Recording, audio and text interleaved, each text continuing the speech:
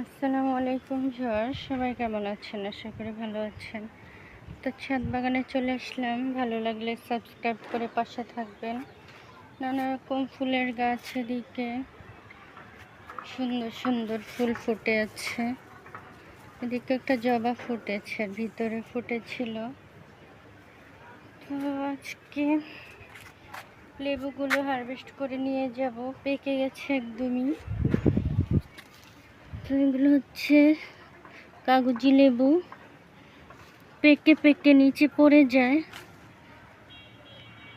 একটা থাকুক, সবুজ আছে, অনেক ধরেছিল এবছর, মাশাআল্লাহ অনেক লেবু খেয়েছি।